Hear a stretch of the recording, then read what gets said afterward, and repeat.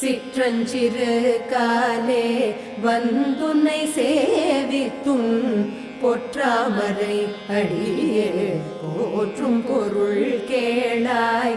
சிற்றஞ்சிறு காலே வந்துன்னை சேவித்தும் பொற்றாமரை அடியே போற்றும் பொருள் கேளாய். பெற்றமை துண்ணும் குலத்தில் பிறந்து பெற்றமை துண்ணும் குலத்தில் பிறந்து நீ குற்றேவலிங்களை கொள்ளாமல் போகாது இற்றை பறை கொள்வான் அன்று காண் கோவிந்தா. இற்றை பறை கொள்வான் அன்று காண் கோவிந்தா.